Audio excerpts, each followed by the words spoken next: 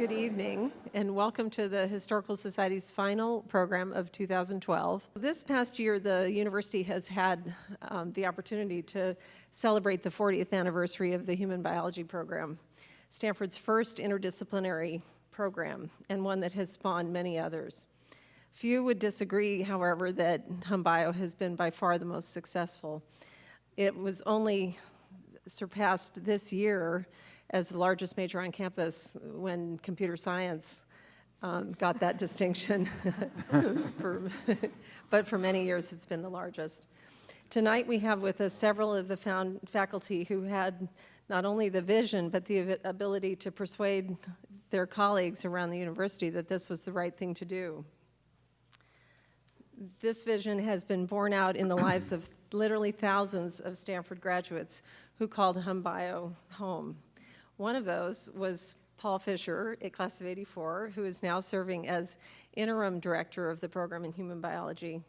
In a recent email that Paul sent to alumni, he wrote about the stories that he keeps hearing about that abound among alumni who describe the lifelong impact this unique major has had on their professions and lives. Looking back, this is quoting Paul, looking back several decades, myself personally and professionally, my undergraduate years at HumBio passed in a flash, yet it was the brightest flash of my life and ignited my way forward to a fulfilling career and sustaining life perspective. I know Paul's experience was not unique. As a member of the development staff, I work with alumni who think hugely fondly of their experience in HumBio. And deep impact on the world from these graduates is truly an understatement. Indeed, Stanford's two Rhodes Scholars this year were HumBio majors. So that's just two of many. Leading HumBio over the past, I'm not sure how many years, is Carol Boggs, our moderator tonight, and the person we have to thank for pulling together this group of Stanford luminaries. So I'm tonight going to just introduce Carol, who will then introduce the rest of the panel. So Carol has her PhD in zoology from the University of Texas at Austin, did her postdoc work at Stanford, and has been at Stanford, I know, for more than 25 years. More than 30. True. She is a professor in biology and the Bing director of the program in human biology, and is one of Stanford's most popular teachers, including having won the Dinkelspiel Award just this past year for her contributions to undergraduate education, which is one of Stanford's highest awards. Her bio goes on and on about her work in biology and butterflies and fascinating work, but I want to move on to the program at hand. The little bittersweet postscript, though, that I have to share is that when we first started talking to Carol a year ago about this program, we knew she was going to be on sabbatical, and she was willing to come out of sabbatical to do this, but did not know that Stanford would lose her to the University of South Carolina, which we have, and she is, fortunately, Stanford's spreading its great talents around the country. She's going to be the founding or the director of the School of Earth, Oceans, and Environment at the University of South Carolina starting in August after she finishes her sabbatical year, joined by her husband, who will be in a new professorship in the Department of Biology. So this is especially poignant to have Carol just 3 weeks before her retirement from Stanford moderating this panel. So with that, I'd love to have us all extend a warm welcome to our panelists. And Carol.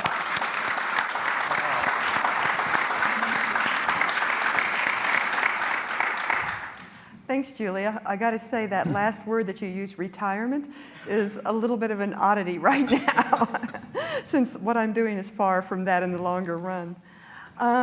What I'd like to do is first to introduce our panelists, and then I want to start off with a video clip that actually comes from a very short one, from a production that Carlos Seligo, who's the program's academic technology specialist, put together for our 40th anniversary. And that will give voice to somebody who can't be here tonight, and that's David Homburg. Later on, we'll also have something interspersed from Al Hassdorf and also from Arthur Wolff. So there'll be other voices besides the ones that are here. So I want to start at the end of the table here by introducing Professor Herant Katchadourian, who taught in human biology since 1971, when he started a pioneering new course called Human Biology 10, Human Sexuality. Talk about getting numbers of students. The first year he had 1,035 students. By the time he finally retired, I think he might have been teaching the grandchildren of the first class. So his experience in human biology is very broad through time, but also his involvement with the program included using some of the students and some of the experiences in his own research, which I'm hoping that he'll tell us a little bit about this evening. A little bit closer to me is Professor Shirley Feldman, who is a child psychologist and who started teaching in the Corps roughly 1972 or 3? 2, okay. She was the first woman in hum bio. Other than that, we had founding fathers. She taught in the Corps nearly continuously up until the 2000s, and also taught upper division courses in childhood and adolescent development, and was hum bio's associate director, and for a long number of years headed the upper division committee and really shaped a lot of the upper division curriculum. Next to him is Professor Donald Kennedy, who many of you know in his guise as President Emeritus of Stanford, but he was also one of Stanford's, of hum bio's founders. He did that while he was chair of the biology department. He also has received a Dinkelspiel Award for contributions to undergraduate education in 1976. It must be something about outgoing hum bio directors that confers this honor. He was at Stanford until 1977 when he became commissioner of the U.S. Food and Drug Administration under President Carter, came back at Stanford first to serve as provost and then as president. But instead of sort of resting on his laurels and founding a think tank, he came back to hum bio and founded a new course and re-put together our core course in environment and policy, which he did up until about 1998, I believe, in that time period. Professor Sandy Dornbusch founded Stanford's modern sociology department. And while he was doing that, he also became one of the founders of the program in human biology. He was the second Reed-Hodgson's professor of human biology and taught in the Corps and in the program from 1970 until the mid-1990s. He also served as director of the Stanford Center for the Study of Families, Children, and Youth, co-founded Stanford's Center on Adolescence, and a long slew of other activities. He was also one of the first to do empirical research on the institutionalization of ethnic and gender inequalities in the American school system, which is something that hum bio is particularly sensitive to, given our sex ratio, which is primarily female at this point. And last but not least, we have Professor Paul Ehrlich, who was one of the founders, again, of the program in human biology. He wasn't actually a department chair. So he didn't have that distinction, but he has been a leader in bringing population and environmental problems to the world's attention. Among his awards include the Crawford Prize for his work in population biology, which is the equivalent of the Nobel Prize in that arena. And he's currently the Bing Professor of Population Studies in biology and is vice chair of the department as well. So he's almost a chair in that regard. Okay, so that aside, what I'd like to do, if Carlos and his fancy computer is somewhere, is to do an introductory snippet from Dave Homburg. And this was recorded over Skype, so it's a little fuzzy at times. I think that I, more than anyone, took the initiative to ascertain, did we need such a program? And if so, what would be the shape of it? Letterberg and I gave a course, just the two of us, which was primarily his course but he asked me to help him with it. And we had no thought of having a major or a big program. We just wanted to give a course on the human organism. But we wondered how that would be related, particularly for undergraduates, how it would be related, if at all, to the experience of human beings, of themselves as persons. And I contacted a number of universities to see what they were doing, and in essence, to oversimplify, the medical schools said, well, we do teach distinctively human biology, at least to a certain extent in the context of clinical medicine, but we do not teach undergraduates. On the other hand, in biology departments and other departments of humanities and sciences, their response, particularly in biology, typically was, we're very excited about the new molecular and cellular biology, but we do not teach distinctively human biology. If that's to be taught here, it's to be taught by the medical school. We wanted, in a way, to have what you might call organismic biology. That is, what is distinctive about the human organism taken together. It's not a bag of molecules. Students in great universities should learn on a pretty broad scale about the different levels of the human organism, from the molecule to the society, and learn the relation of that to health problems and to other social problems, for example, the resolution of environmental questions. So what I'd like to do with that introduction is to pose the question to the panel. What is it that made HumBio work initially at the beginning and that also contributed to its longevity? And along those same lines, how and why did you choose the focus for HumBio? So what is it that actually made this grand program get off the ground? I know there's different perspectives from listening to different ones of you, and not all of you are going to agree with David Hamburg's view of history. So Sandy, would you like to start? Okay. First of all, we had one terrific advantage. Some of us liked the other people who were involved in the founding, and none of us hated each other. And this was quite a large group to have relatively friendly relationships. It was a time of considerable chaos within the university and of a great sense that things were weren't going right for the undergraduates. So there was some disposition to be a little bit more revolutionary. But we had no idea what we were really doing. And as it began to take shape, suddenly we discovered that whereas we had thought we were going to have about 50 students, hundreds were going to come. And we worried about that. And one place I played a role that I still laugh about was that I and Norm Kretschmer, who was then the head of the pediatrics department and then was the first head of human biology, I and Norm were put in charge of getting money. And the reason we wanted to get money was that as experienced academics at Stanford University, we knew that the departments would hate us if we were successful. And that if we got money, that at the end of the 5-year or whatever period it would be, that at the end of that period, they would be glad to get rid of us. So we needed to have some funds that would persist. And Norm and I were in a conference with 2 representatives of the Ford Foundation who, partly because of pressure from the man to my right, whom they admired greatly, really wanted to support us.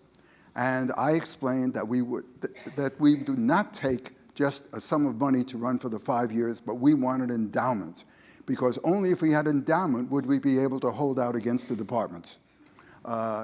We were then told that they would talk about this, and they came and gave us the following message: no.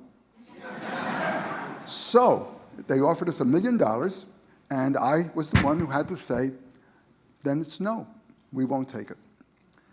As I walked out of the room, Norm Kretschmer put his arm around me and said, Sandy, you're in the big leagues now. And shortly thereafter, the Ford Foundation Board of Directors overruled their own officers, and they gave us an extra $1.6 million, so it was $2.6. Those $400,000 each became half of an $800,000 endowed chairs when we had people taking their turns as supporting us. And that was the one big thing. The other big thing was a very simple desire to have this completely oriented to a teaching of undergraduates. Josh Lederberg was one of the most forceful persons in this. He wouldn't even allow the slightest emphasis on any graduate work because he was sure that most of us researchers, would spend so much time helping the graduate students and we have the graduate students take over. He said we're going to be 100% for the undergraduates. And we made no appointments. So nobody was in our department, and people then, if they didn't do a good job teaching, could be told by us, go back to your department. Sadly, it really was my turn once to take back the message to Josh Lederberg that although he was a great scientist, that he should teach only seminars, that we didn't want him to lecture anymore. So that was that, but that emphasis on continuing good teaching and a continuing evolution and winnowing out of the people, I think, was responsible for a lot that happened. Paul, would you like to add to that? Yeah, amazingly, I agree with everything that was just said, but I could give you a little bit of background, which might be interesting. Gordon Harrison, who was the program director, was a friend of mine, and he had come to me and said, look, the environment's getting to be a huge thing. We want to put a lot of money into the environment in order to support research and so on and so forth. And I said, fine, give us some money. In fact, he did give us, our group, some money, but I said, you can't really do that, you're going to waste an awful lot of that money because you're not training. The people are not out there who are able to spend the money sensibly, and you should really put a chunk of it into training and into something like he was anxious to have some kind of a program at Stanford that was academic anyway. And then it got turned over to these guys who did a very good job of milking the money out. One of the things I have to say is I was a very naive young professor in those days. And I... Young, maybe. But the thing that I remember more than anything else was when all that money arrived, suddenly people who weren't at all interested in working with us came out of the woodwork everywhere. Suddenly we were buried in anxious professors. And so if you want to do something at Stanford, find yourself a few $1 million, you can do anything you want. Don, would you like to add? Well, it gave us a great opportunity to start building a little bit of follow-on structure as well. And I want to mention a couple of things. I think there was a lot of agreement that if we could get exactly the right person to do a wonderful job in the lecturing format, but also provide an introduction to the core part of the program, if we could get somebody who is especially good at that, it would be wonderful. Well, it turned out that there was some interest from a wonderful guy named Colin Pittendrick, who was at that point dean of the graduate school at Princeton. And so the question was, how the hell do you get the dean of the graduate school at Princeton away? And you know, we have expensive housing here and so forth. Well, it turns out that trout fishing was the answer. He had invested a large amount of time in the classical chalk streams of the East, but had a place in Wyoming. And he was quickly persuaded that the commuting distance to the place he had in Wyoming was substantially improved if he came to Stanford. And his reputation became enormous, and he was terrific. The other person I want to mention that we got added to our very enthusiastic group was Shirley, because Shirley had taken an interest in what was going on in the program, and of course her own research specialty was of great interest to the undergraduates, and she took an enormously important leading role in matching students with the honors program and doing all that sort of thing, as well as being a super teacher. So we began to develop confidence that we had a succession plan in place. Mm-hmm. Succession is important, I will add. I want to add one sentence because I, like Don, admired Pittendrick. His teaching was incredibly good. I mean, it wasn't just good, it was spectacular. And lots of us would sit there and say, why can't I think of teaching like that? He was so wonderful. Shortly before he died, he said to me, you know, Sandy, one of my pleasures is, when I'm dead, I know I'll be remembered as a great teacher. He was a very good prophet. Yes, I wonder how many people will suddenly leap to their feet or at least brighten up on hearing the word bromeliad. There you are. Shirley? I think there are a number of reasons why we became such a popular program. First, we always aimed for being interdisciplinary, but we discovered very quickly it was much easier to be multidisciplinary rather than interdisciplinary. By that I mean each person would bring their own perspective to a problem, but we were aiming for something different. And one of the things we did was listen to each other's lectures.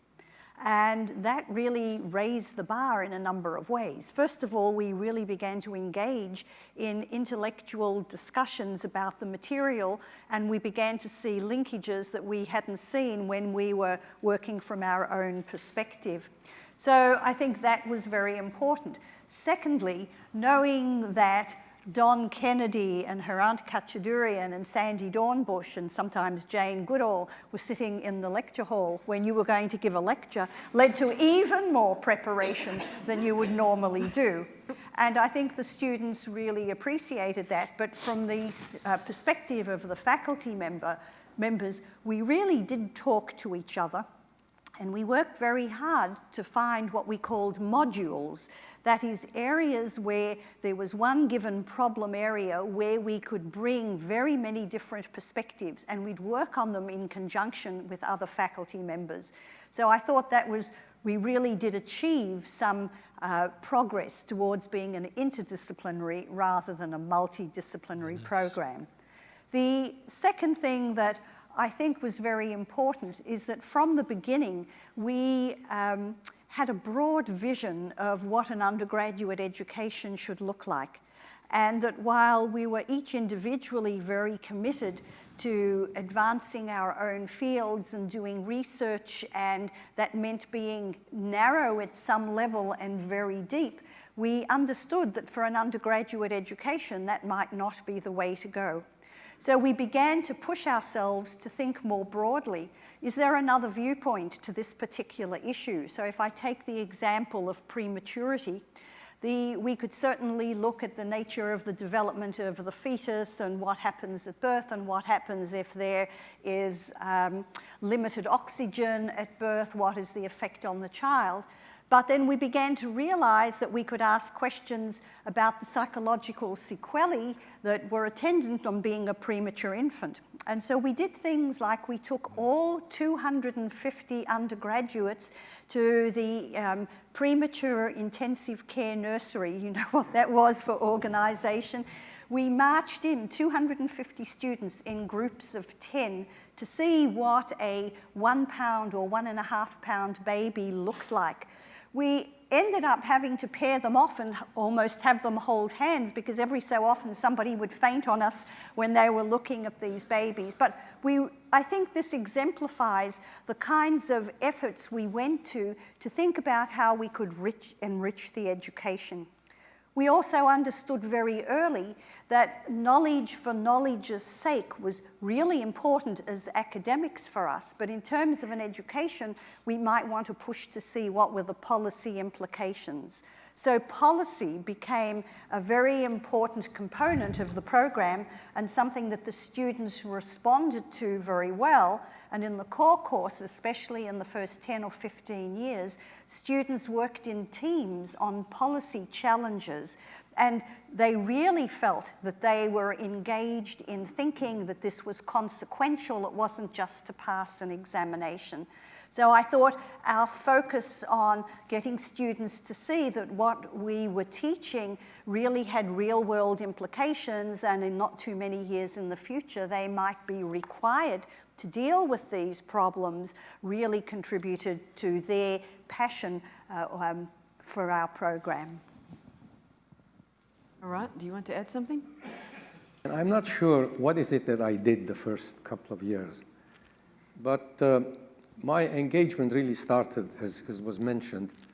I had started teaching the human sexuality class in 1968. And a year or two later, it was already had very many students. So Norm Kretschmer came to me and said, "You're teaching this undergraduate special. Why don't we make it a human bio offering?" And I said, fine. So Human Bio 10 started and lasted 30, 35 years. If we run out of things to talk about, I'll tell you how that course started. But I want to look at this issue from a somewhat different perspective. One of the measures of success, obviously, is the fact that so many students took the class. Now, of course, we shouldn't confuse popularity with excellence, but Stanford students are not stupid, so they would not flock to a class if it's not a good course. So why did students major in human bio? I learned some of the answers to this through the study of class of 1981, which I did. It was kind of a longitudinal study.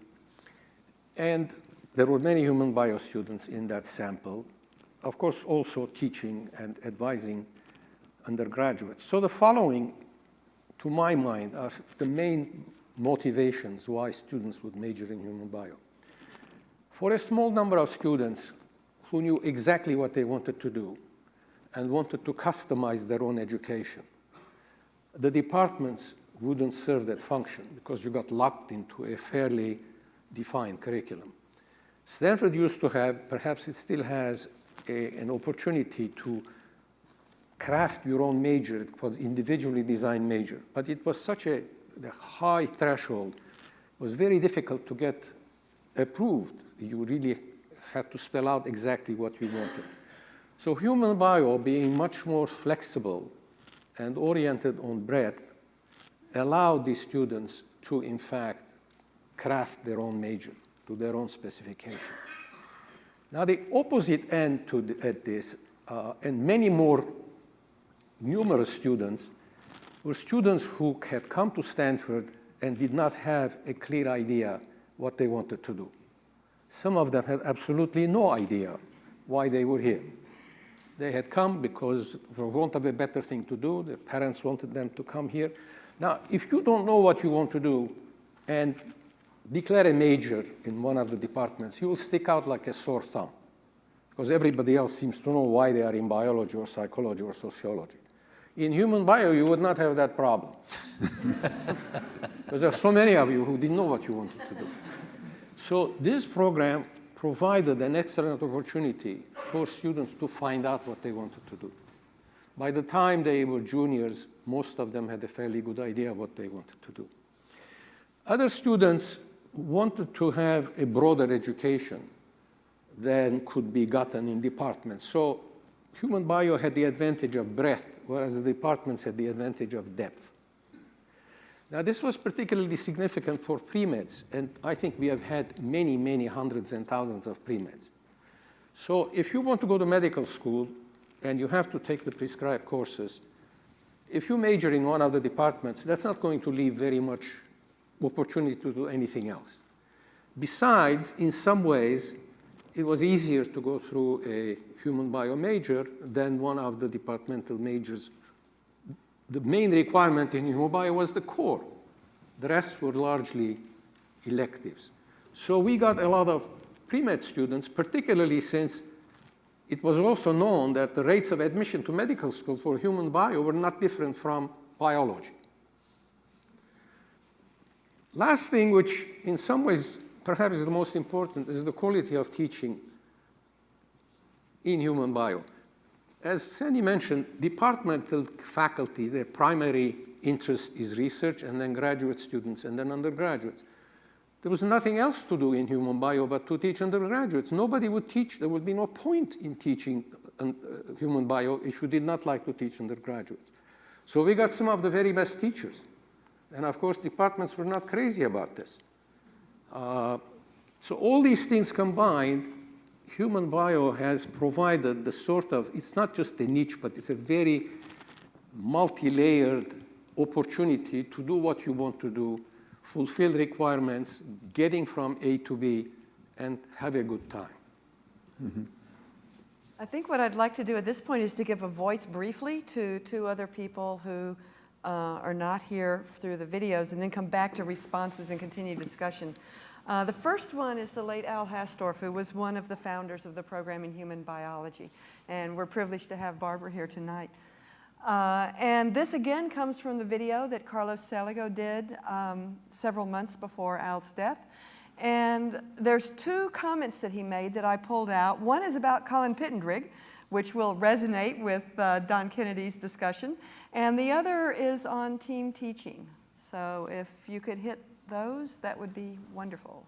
The program began with the notion of a basic course on sort of evolution that Colin Pittendrigg was going to teach.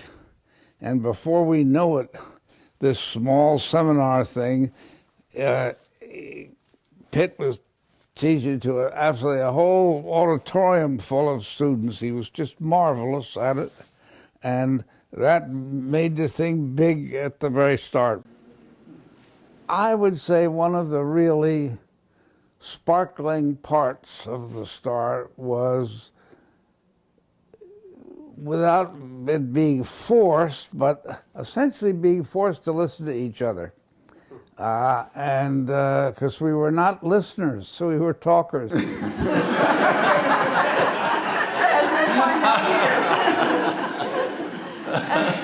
Then on a slightly different note, Arthur Wolff, who was an early faculty member and still continues to teach in HumBio, had a statement that he gave us about the artificial intellectual divisions in academia and how HumBio fit into this, which is also a direction I'd like to go next on the panel.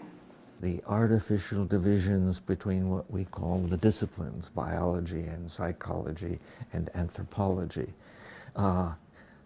That's not there in the subject matter. You take a human being, and a human being isn't psychological or biological or anthropological or sociological. It's a history of the Western development or the Western sciences that these divisions were made. So in a sense, I see the program as a major task or a major contribution of trying to bridge to overcome what are basically really artificial divisions. Now that is not to say that the program always succeeds in that, because those are very difficult to overcome. Comments in response to either that or other things? Yeah, I'd say amen, because Stanford has got the best environmental scientists in the world, the best environmental science. It has this wonderful program, which actually should be essentially the plan of the entire university. The basic issue is, can we get around the faculty to bring Stanford into the 20th century, not the 21st? Because the structure of the university does nothing at all to encourage learning the things that people really need to know today. The disciplines were set up by an old friend of mine. Some of you may have known him. His name was Aristotle. He would be appalled if he could see the siloing today. When we started, we wanted to have a behavioral science sequence. We wanted to hire a couple of young faculty members to teach a behavioral science sequence, not a parade of an anthropologist, a sociologist, a psychologist, and so on and so forth. Couldn't do it, because you couldn't hire a junior faculty member. He or she would go into a department. The department wouldn't like what they were doing. The funny thing is that faculty members still claim quality lives in the departments. And when they claim that, they're the ones you know you want to fire. Anybody who thinks that quality in education lives in departments where the perks all flow down departmental lines simply doesn't understand what we need in the world today. To give you just a single example before I stop this rant, the single most important activity of human beings and the single largest industry on the planet is getting our food. You can go all the way through Stanford and not have a clue what the food system is like. If you stop the average faculty member on campus and ask them where their food comes from, they almost certainly will tell you the supermarket. And that's the kind of thing that the human biology program has tried to break down, and it could be a model for the way the entire university ought to be reorganized. But I don't think that's going to happen. So the argument is that HumBio is not a field. Yeah. Sandy? I was just going to add something that's been said by other people, like Mert Bernfield, and that is the faculty are not the human biologists. The human biologists are the students. They are much more flexible. They learn a lot more. They teach a lot to the teachers. And in general, it's been very successful in that way, that they themselves escape much more from the departmental pressures than do the faculty.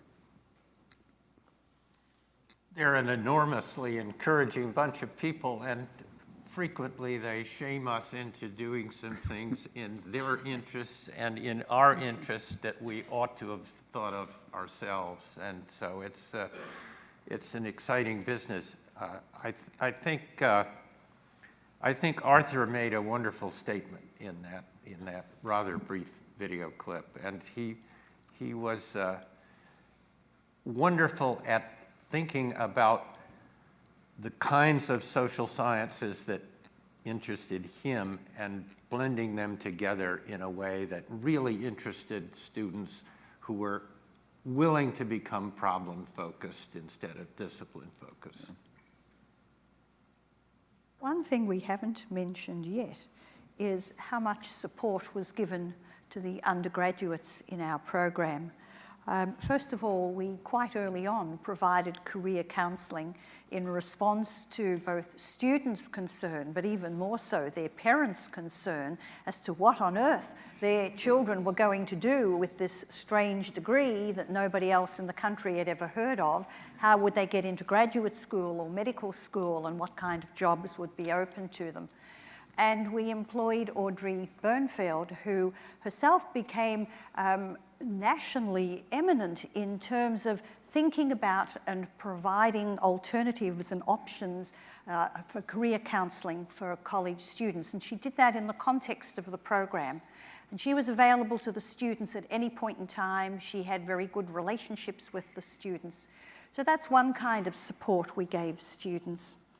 The second kind of support we gave the students is we recognised that much as we like them to hit the books and to think in both analytically and in terms of putting together a synthesis of material, that they often liked hands-on knowledge. And so from the very beginning of the program, students were required to do an internship. And over time, that internship became anchored to possible career directions that they might pursue.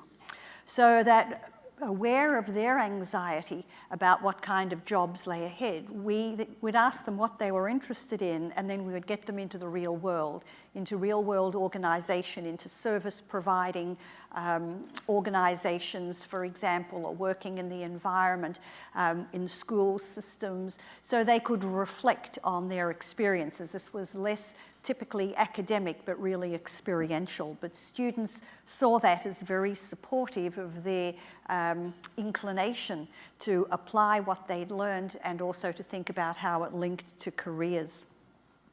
We also provided a lot of other support for them.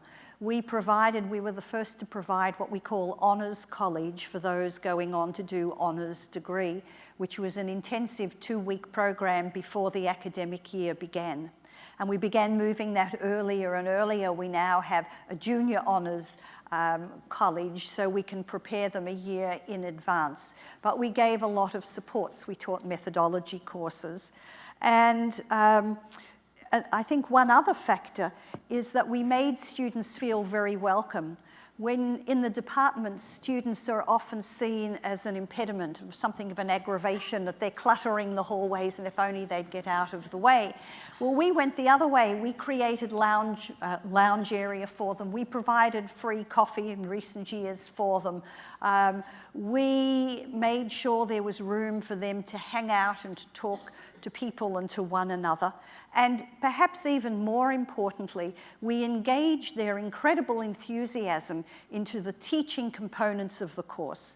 So we were, I believe, the very first to use undergraduate teaching assistants and course assistants, and we put undergraduates on all the major committees, and they were accorded the full respect of all the committee members. We listened. They were the voice that got to us. They were the conduit by which we kept our finger on the pulse of how students saw what was going on. And I think they recognized they were really welcome and that we really were a student-oriented major. And I think that was very important to our success. Right.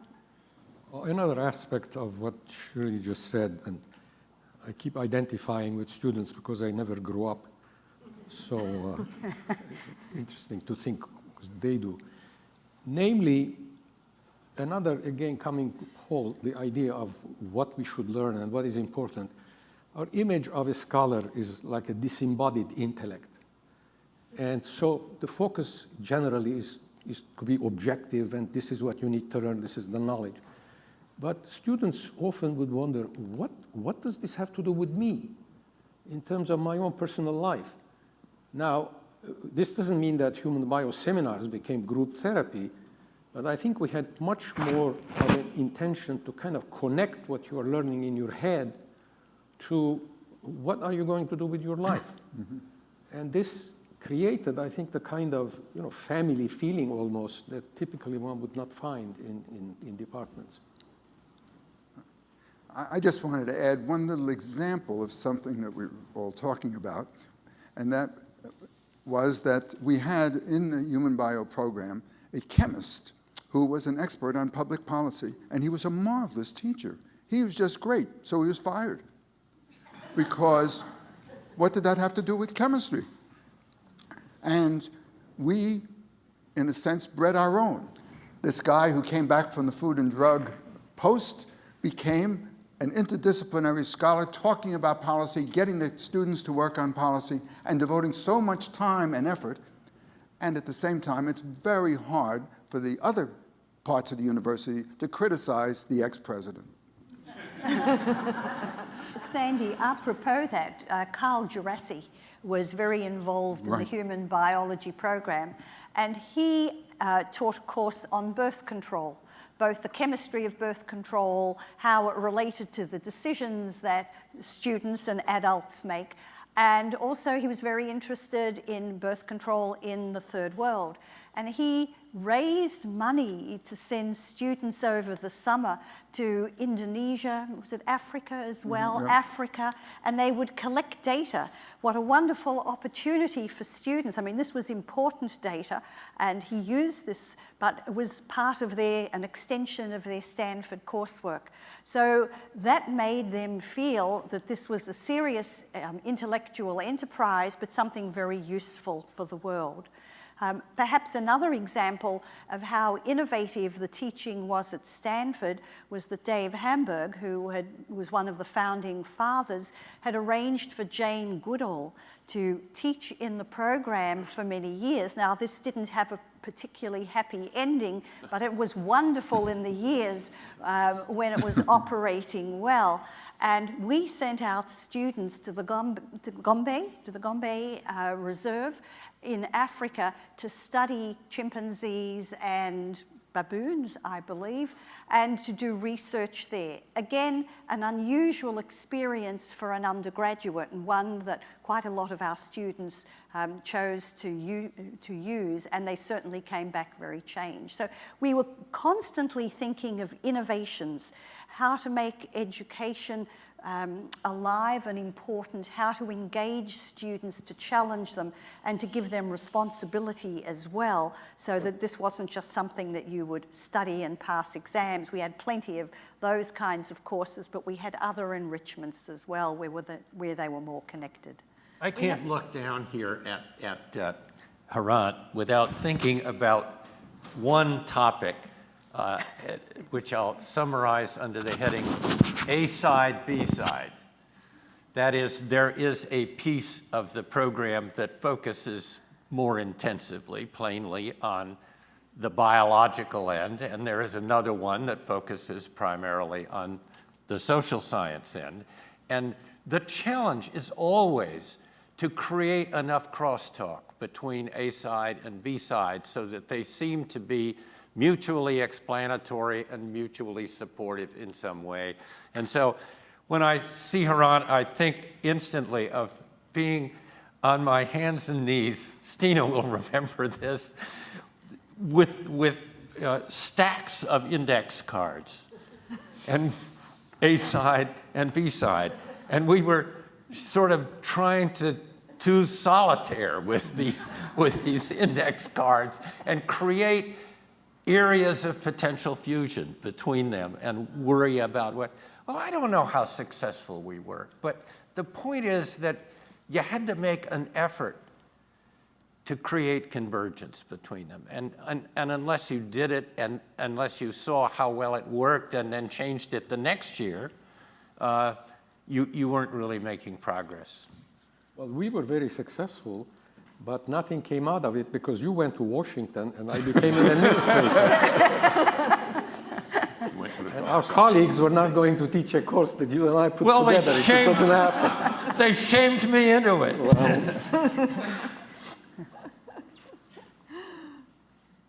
So we also have in the audience somebody who participated, who is now an alum, who participated in the Gombe program.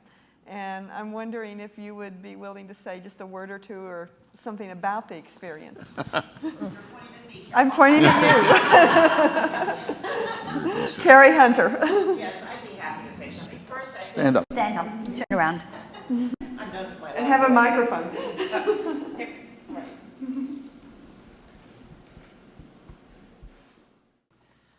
One of the things, Shirley, that we should also mention is that we had the captive chimp program here, which also was a program that David was running for his own biological studies and physiological studies, but we were doing the behavioral studies. So instantly, by being trained to participate in this program, we were participating in something that was highly relevant, ongoing research at the medical school, of all things, where we would then take our do not fold, spindle, or mutilate cards down to the medical school, and we would sit there with the computer in the basement and run these things through to contribute to his research and other researchers there.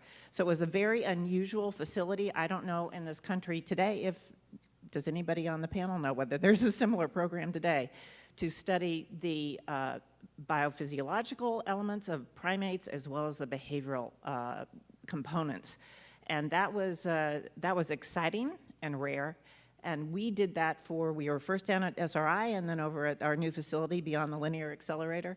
And then from there, we went on to Gombe. So when we got to Gombe, we hit the ground running. We'd been trained in our behavioral research, and then some of us also had put together our own research programs, and we were going to do this in conjunction with in my case, the mother-infant studies that were Jane's ongoing long-term research. So I went over as an undergraduate to support that research. It was always a gamble when you got there. You didn't know if you were going to have been assigned chimps or baboons, and of course the secret hope was you were going to get the chimps. But what you discovered when you were there is that the baboons were every bit as fascinating and wonderful, and I was trying to figure out how I would stay on after the chimps to do baboons. But I think it was that connection with the medical school and bringing together the physiology and the behavior that was so fascinating, and really allowed us then to understand how all these things came together in a way that, again, was highly relevant, very exciting, and very energizing. That's great. So one of the things that I also wanted to ask the panel, because this is something that I've wondered about myself over the years, I keep hearing that there were workshops in the early days of HumBio, and that these somehow, in talking to alums, weren't exactly internships, but they were kind of related to internships, but they were group projects that were brought together for people to work on things related to policy. Am I ringing? People are looking puzzled. Am I ringing any bells here as to what a workshop might have been and the role it might have played in HumBio? I think there were several different things. One, the core course on policy, that students were divided into groups and they were given a sort of a policy challenge, and they had to work on that for the course of the quarter. This was not a trivial small part of the course, it was the absolute heart of the course, working on policy challenges and making a report. But in addition to that, we had, as part of our support staff for the students, a woman called Lorraine Morgan, who used to conduct workshops for students related to internship, to research possibilities, and I wonder if that's what I think they it's were the first referring one. to. I think it's the first one. Herant? I think the idea of workshops was already very popular at the time. Now, I had never thought about this before, but the fact that human biology started very close to the time of the so-called sexual revolution and tremendous change going on, that made doing new things fashionable almost. Right. And there was a very anti-conservative temper in those times. So in a way, I think it was a coincidence, because I don't think human biology was created because of that, but the two overlapping, these workshops and so on and so forth, we were simply doing what was already going on elsewhere. There was also an unpleasantness in Southeast Asia that contributed to that right. whole feeling of. Right. Don, you're looking pensive. Well, I have one more thing to add to the discussion that workshop got us started on, and that is that we really did make some early use of information technology in doing these group projects. There would be, for example, a set of posted possible policy options, and students would vote for one or the other and create reasons for their choice. And then there would be a refreshment of those options, and students were asked then to review the arguments that had been made in favor of one or against another, and come back and make a selection based on what they had learned from the reports originally and then from the choices that had been suggested by other students. So we were actually measuring changes in attitude as those arguments came forward and people tried to react to them. I'm sure much more sophisticated use has been made since.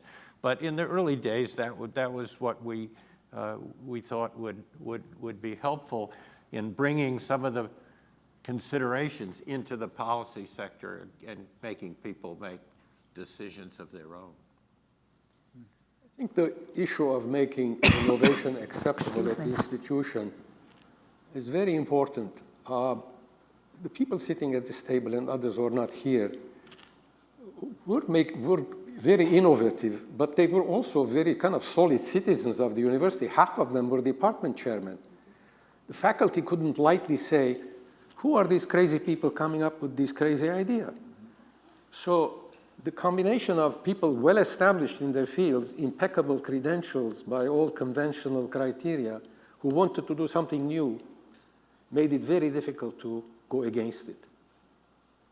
So this raises the other question that follows on to that, which is, if HumBio was a product of its time, and the birth was, in a sense, the lucky accident of some very broadly interested department chairmen and others, one can think of a variety of other interdisciplinary programs that came out of that kind of era, or interdisciplinary approaches to teaching that came out of that era, and stayed dated, basically died of premature death when the world evolved and changed and culture changed, and for whatever reason they didn't evolve along with it and they became something that was, oh, that's the 60s. What is it about HumBio that allowed the program to continue to evolve, to continue to adapt, to continue to grow to become over 39? Paul? I think the answer is very simple. It's the only program I've ever been associated with in a university or this university that was totally focused on the undergraduates. That's the key. One of my pleasures being at Stanford is I've never taught a graduate course. It's either a freshman seminar or a course that's open to everybody. And I think it's the focus on the students. And as I think several of the people have said, the students keep it going. I mean, it's a bottom-up, not just a totally top-down type of operation. The students really, one of the nice things about being at Stanford is you have brilliant students. Give them a chance, and they'll make you look like a fool. Sandy? Well, every once in a while somebody would come up and say, here's a great idea. This is such a successful program. Let's add a graduate program to it. And we go, God, don't say that. That's right. You're doing an imitation of Josh Lederberg. He used to say, if we move the least bit in that direction, the thing will fall apart. But I want to give a very different answer, although I don't disagree with what you said, Paul. A different answer goes this way. This program is not wedded to any particular discipline. It's not wedded to any particular set of facts or issues or problems, and it keeps changing. We have teachers in this program now, as well as students in the program now, who hardly know that there were generations before them, and they're doing different things and working in different ways. But what were some of the central ideas? Those central ideas are so abstract. One was, of course, that it's oriented to teaching of undergraduates. A second that came from Pittendrick was, we'll start with the core, and then each student will, not alone, but working with faculty and advisors, work out a program that his or her desires fit into. So you had a possibility to specialize and have depth, but at the same time there was this broad, general information that they all shared.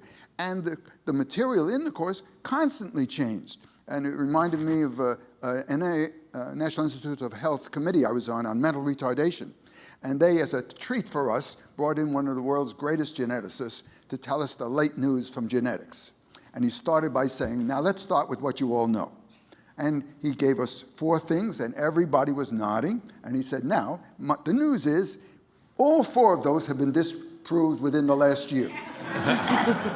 And in a way, that's what we have. We have a world that's changing enormously quickly with respect to scientific findings and their application and the world of policy and so on. And we have a structure that can handle it. And the new people take over, new interests, new desires, new abilities. And I think that means we can survive. Now, I'm 86, and I look back and say to myself, wow, it's doing so well, and it will do well after I'm dead. This is a mixed blessing, because exactly as it was said, new people come and they bring new courses. Departments have certain courses that have to be taught. Somebody teaches today, the next person comes and teaches the same course because that's part of that discipline's core requirements. I started 3 courses, and they were kind of my inventions, but the bad news is that they died with me. So what happens in this, the churning around, is that there is also a lot lost. Sure. And you can't have it both ways. Mm-hmm. I think what HumBio has been very good at is finding faculty who are not only good teachers, but who have wide-ranging interests. And we always, from the very beginning, wanted not only to be interdisciplinary, but to draw faculty from across different schools, from the medical school, the law school, engineering, as well as humanities and sciences. And in the early days, we didn't have money to pay them. And so we said, well, how on earth are we going to get people from different schools to come? Well, it wasn't difficult at all, because there were some very fine minds whose thinking were not confined to the normal disciplines, but extended beyond it. I see in the audience Michael Marmer. Where were you, Mike? I saw you just a minute ago. Mike Marmer, who is a professor of ophthalmology and who's very interested in art. And for very many years, he taught a very fine class that brought the two together, visual perception, the eye, and aesthetics. I don't know if I've described that completely right, but he brought his interests together in very interesting ways. And in our search for faculty who have broad interests, we include such things like astrobiology. This is really a fine course, a scientifically based course in astrobiology. This is not offered in very many universities.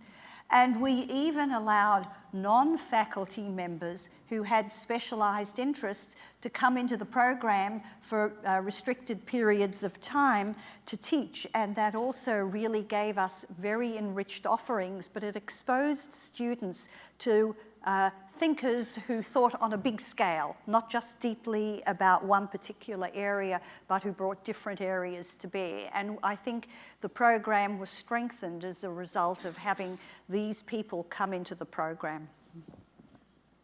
I'd like to mention one sort of catalytic effect that the human biology program at Stanford had. I don't know if anybody remembers Pat Shea, who was an early graduate of the program. And Pat Shea got a very nice fellowship to Oxford.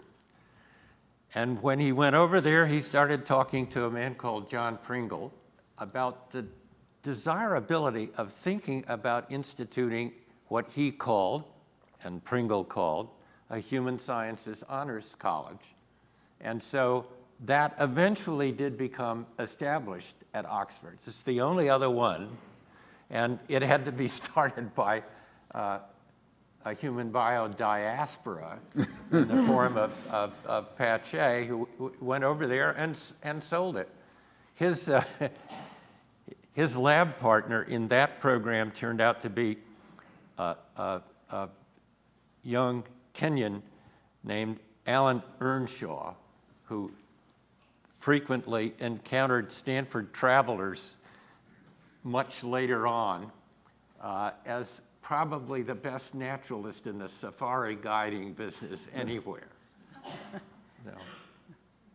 So that brings to another question that I wanted to ask, and we've been talking a lot about how HumBio was structured, what held it together, the mechanics of teaching, the intellectual stimulus within the program, but we produced alumni.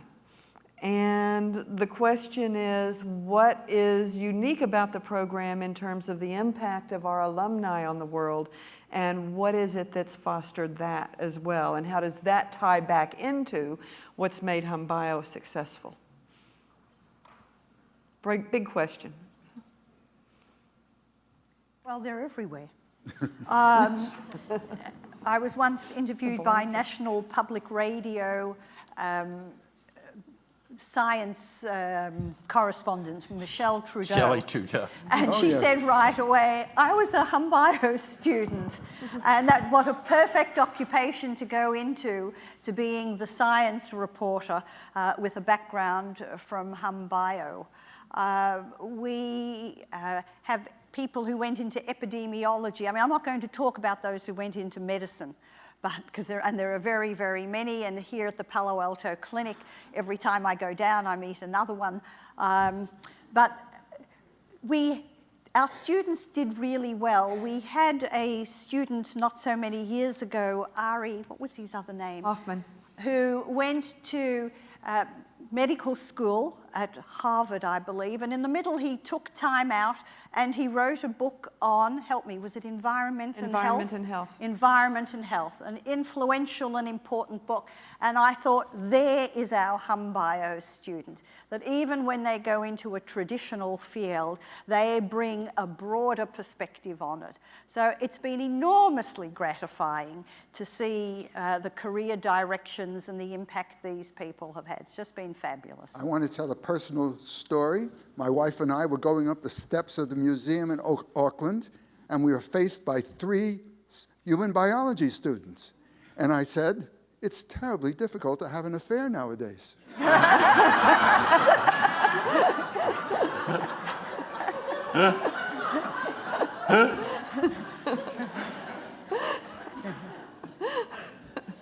I think we also have a lot of lost souls who are human bio majors, who are still searching for something.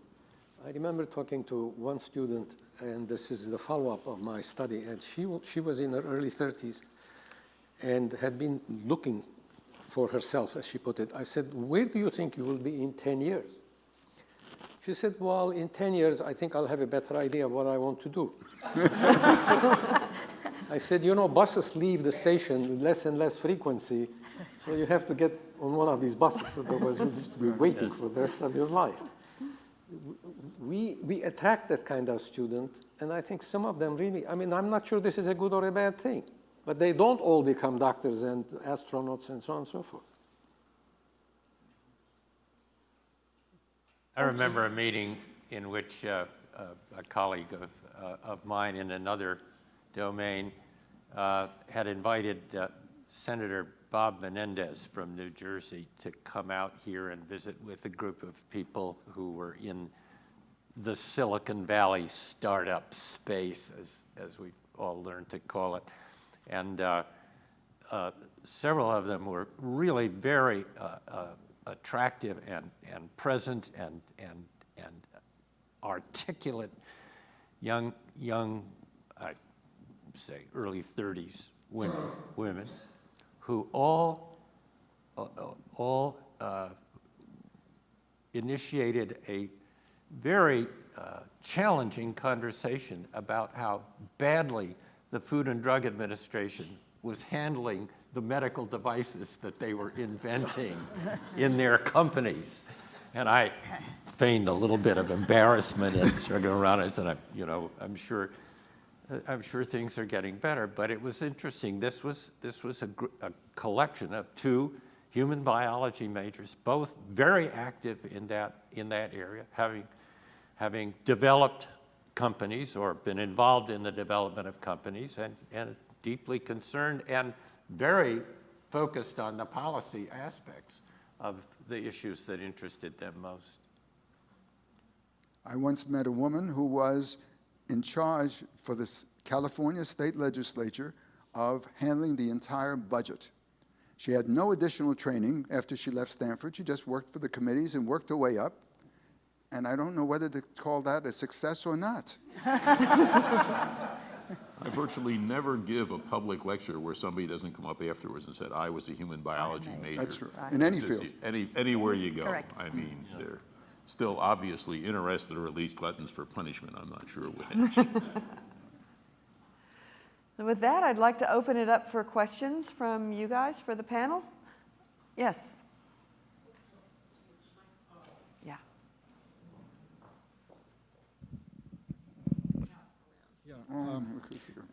I'm just wondering about exporting these wonderful ideas to other universities. Do I understand from what Don said that it's only Oxford that has a similar program now? Now, actually, there are variants of programs in human biology around the country at this point. Oxford is the oldest. It's also somewhat in trouble, by my understanding.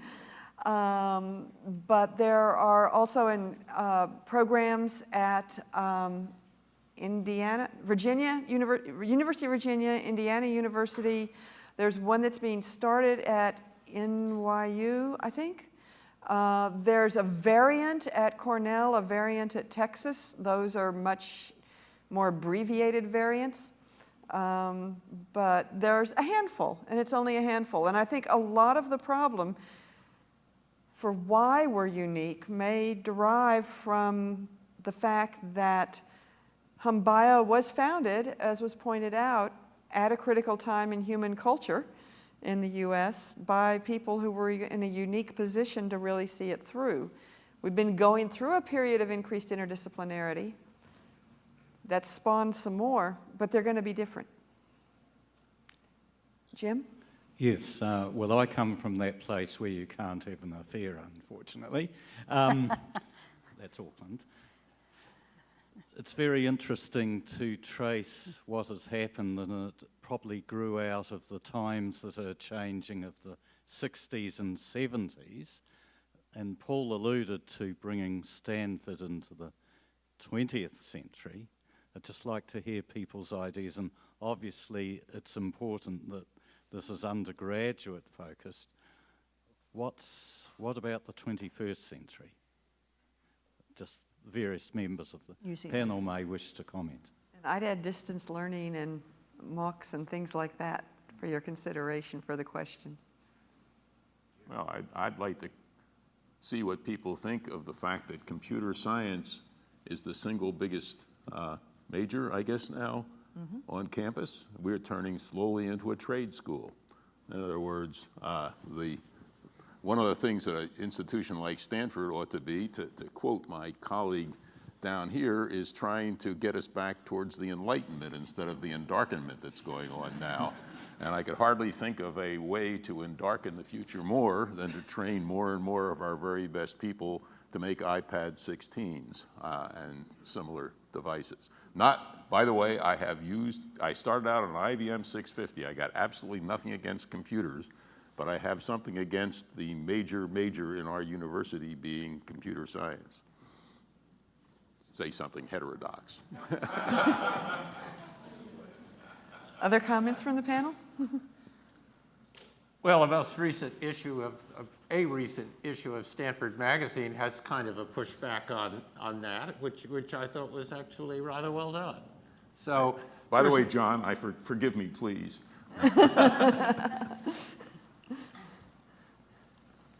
Well, let's face it, Stanford is a very careerist university and has been. What career they choose differs, but there is tremendous pressure from parents who are paying an arm and a leg to send their children to go into one of the good professions, which typically means a lucrative profession. And our undergraduate programs of the university is dominated by our big, very famous, very good graduate schools. And I think the group that is constantly struggling are the humanists. Now, our present president raised $1 billion specifically for undergraduate education in a broader sense, and I think it has done a lot. But I don't know how much one can do to swim against the current where these vocational requirements and the need to be successful is just overwhelming.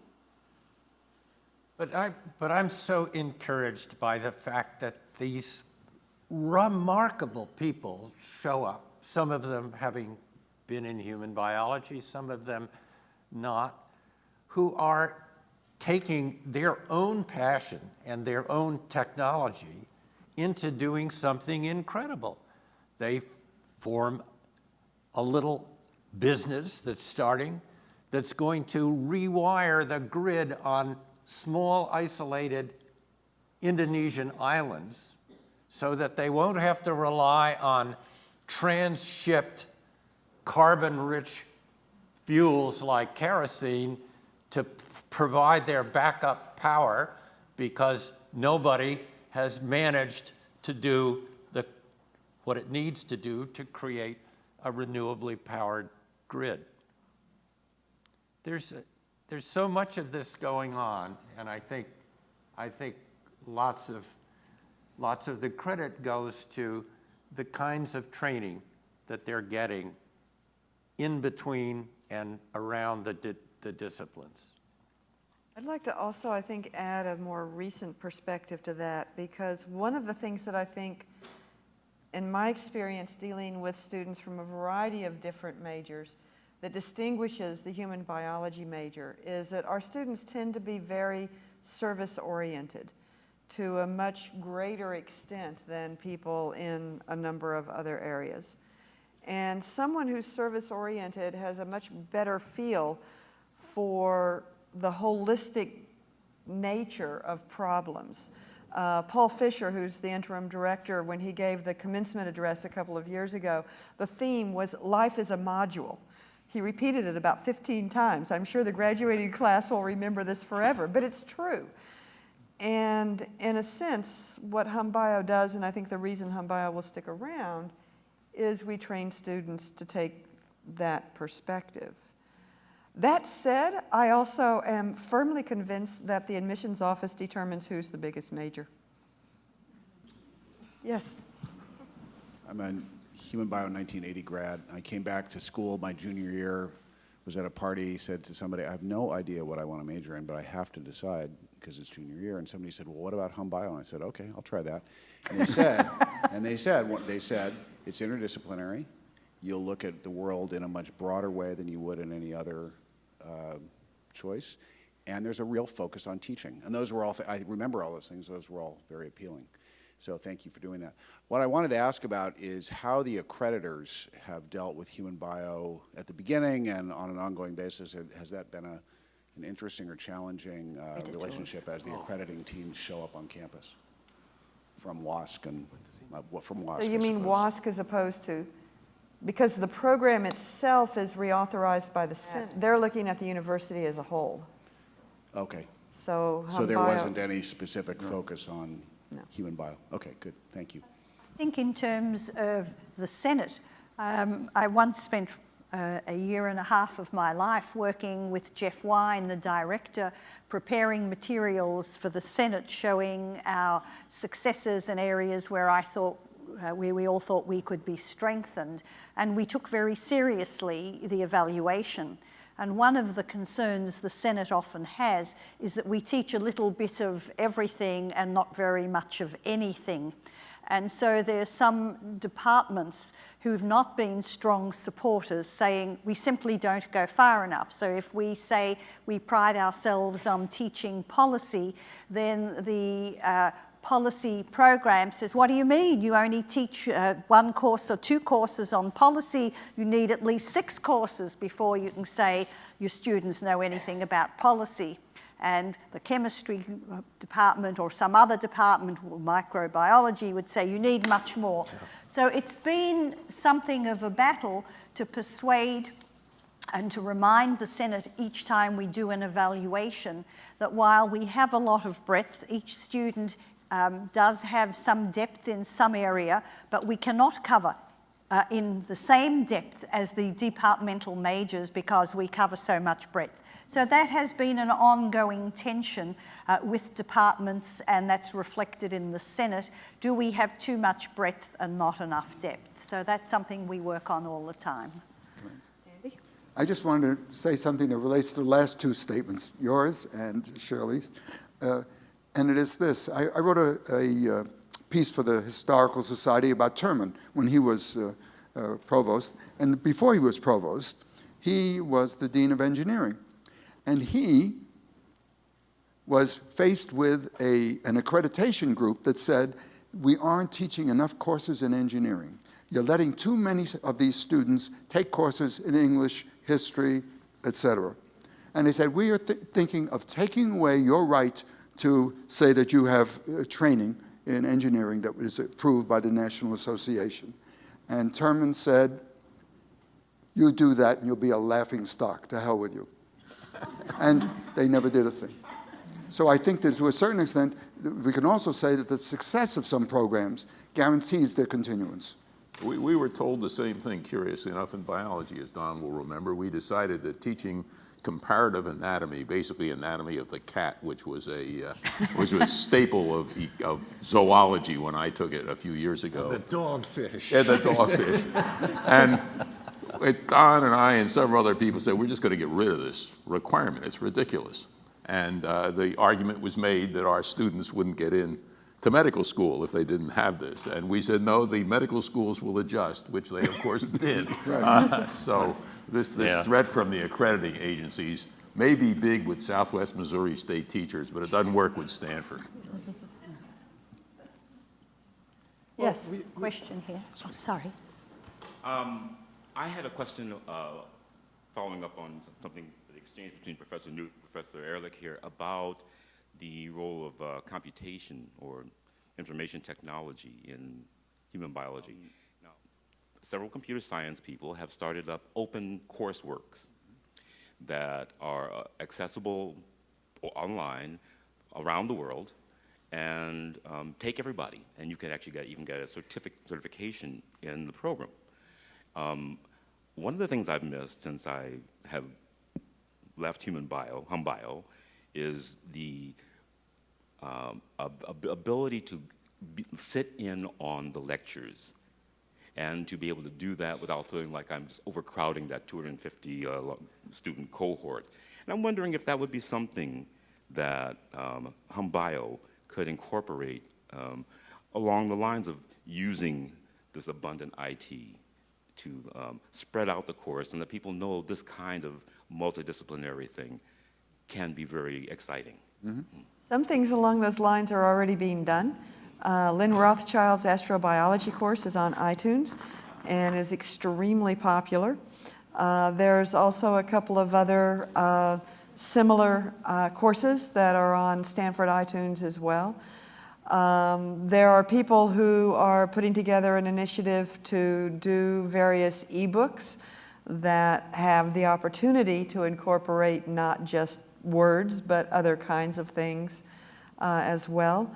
Back in the day, there was also a video, the very first year I taught in the Corps, and this was terrifying to somebody who had never stood in front of 250 people before, to discover that you were being videotaped, and all the things they told you not to do were fine, but they neglected to tell you, don't wear a red dress and make sure you have a pocket to put the microphone in. So there was a few problems the first day, but what was happening was the Corps was being videotaped. And the idea, it was part of an education program, an education program, and it was being used to train teachers in... Middle school project. Yeah, the middle school project, used to train teachers, and was used in the armed forces and a variety of other places at this point. So that's still in the Stanford archives somewhere. Yeah, but that's the sort of thing, I mean, ask the question, why aren't universities leading the world today? Why are they basically irrelevant? Why is even a great university like Stanford at the front lines of changing society? And one of the reasons is we haven't gotten together as a university and said, what are our duties? What should we be doing? One of the things we clearly should be doing is trying to help fix the broken L-high system, which leads to all kinds of problems, people coming in not vaguely prepared, and even though we're extremely selective. Why aren't we getting together and saying, how do we solve this problem of siloing?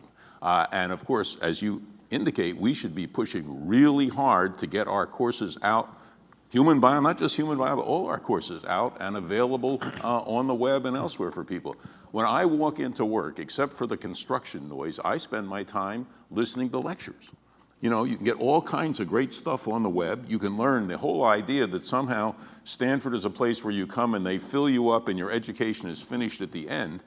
The people who study hardest that I know are faculty members, much harder than most students. In other words, people in most disciplines today, particularly if you want to be interdisciplinary, have to be spending their time, a huge amount of their time learning, not just teaching. And it's available actually now. There's an outfit, so how many of you ever gone to a course at the teaching company? If you're interested in something like the history of the Peloponnesian War, you can have a course on the history of the Peloponnesian War. It has some lessons for today. So that's a very good question, but the universities are not asking why are they failing society, why are they largely irrelevant, and so on to what's going on. We don't get together and do that. What we do is, we do in the human biology program, and a lot of people are doing it. In other words, there is now, my closest colleagues are social scientists now, not biologists, economists, sociologists, and so on, all trying to work together to do something about the state of the world, but we do it despite the structure of the universities, even at the very best university in the world, which I'm convinced this is. That stunned everybody. You want to go have a drink? I'm retired a long time, but I've gotten the feeling that, in fact, the administration at Stanford is very open to this kind of thinking. I think so. I think that if there were more of an upswelling from the ranks, that things could just start happening very quickly. John tried to get it changed. Don tried to get it changed. John Hennessy tried to get it changed. It's the academic senate that needs to be assaulted. As an ex-head of the academic senate, I think we have to be realistic. The Senate takes up things as they have become top priority. This is not a place that moves the group. And in fact, it's dominated by the administration because the administration has more of a role in setting the agenda. So, but the agenda can be set by people in different departments getting together, writing some things for newspapers or for magazines, talking about new kinds of courses and so on. I think it really could happen, and we would not have great opposition from the central administration here. They would really go along. So this would be the next new initiative. Hmm? The next new initiative beyond hum bio. There have been many new initiatives beyond human bio. Do we have time for one more question? Yeah. Thank you. My name is Tracy Hughes. I was a member of the Centennial class. Everyone knows what that is, right? Yes. I just wanted to say thank you because as a 18-year-old student athlete, I played on the volleyball team here. One of the things that attracted me to hum bio was the ability to choose your own adventure and choose an area of concentration that was of interest, and inevitably that led to something that you were good at, and I found that to be true just as I moved through my career path here in Silicon Valley. But the empowerment that the program provides as you have access to world-leading professors, as you have the chance to collaborate with your classmates, as you sit there sweating through the damn A-side, that's the hard one, right? The A-side exams, all of a sudden you flip the page and there's a Calvin and Hobbes cartoon. So I just love the dichotomy of some of the things that the core presented. I continue to be rewarded throughout my professional path and also just inspired. So I wanted to say thank you. Thank you. you. Thank you. That was very nice.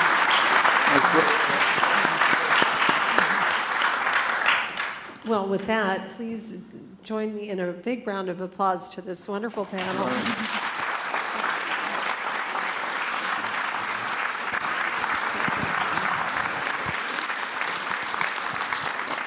And thank you all for joining the Historical Society. Please join us again.